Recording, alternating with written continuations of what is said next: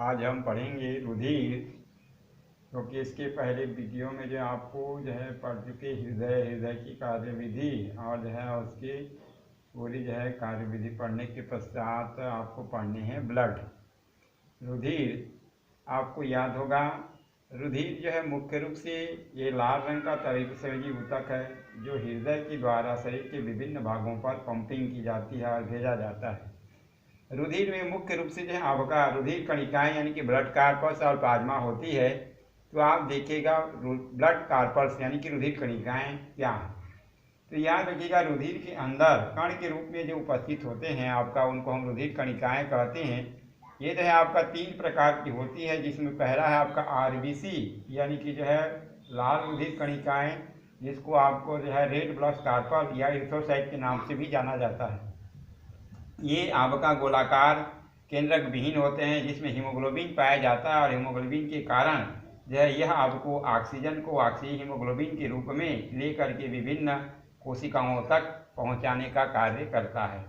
और दूसरे नंबर पर जो है आपका WBC यानी कि जो आपका ल्यूकोसाइट या जो है वाइट ब्लड कार्पल या श्वेत रुधिर कणिकाएं, ये जो है बड़ी कणिकाएं हैं और ये जो है आपका इनकी आकृति अनियमित होती है, बड़ी और जो है ये केंद्रक युक्त होती हैं। इसको हम शरीर का रक्षक कोशिका के नाम से भी जानते हैं, क्योंकि ये जो है शरीर में मृत कोशिकाओं और आने वाले जितने भी रोगाणुओं का भक्षण करके हमें जो है लड़ने की ताकत देता है। इससे इसको सैनिक कोशिका या गार्ड सेल के नाम से भी जाना जाता है। तीसरे नंबर पर आता है प्लेटलेट्स या इसको जो है थ्रोम्बोसाइट के नाम से भी जाना जाता है, क्योंकि जो है ये जो है आपका जब आरबीसी या WBC बनते हैं तो उससे जो है कुछ टूटी फूटी कोशिकाएं बनती हैं, जिनको हम प्लेटलेट कहते हैं।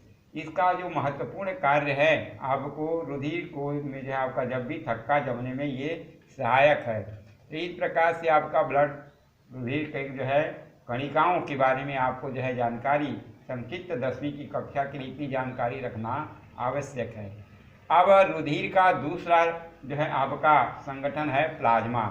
प्लाज्मा यानी कि रुधिर कणिकाओं को आप जो है निकाल दोगे और जो है आपका फाइब्रिनोजन को निकाल दोगे, तो जो आपका इसके अंदर जो द्रव रूप बचता है उसको हम प्लाज्मा कहते हैं।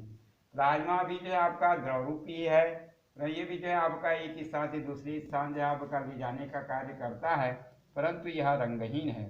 जैसे जो है रुधिर लाल रंग का तरल संयोजी ऊतक है, इसी प्रकार से प्लाज्मा रंगहीन है। इसमें ज़्यादा करके जो है पचित भोज्य पदार्थ, विटामिन, हार्मोन और जो है आपका जो है पाए जाते हैं। इसके अंतर्गत उत्सर्जी पदार्थ भी इसमें होता है।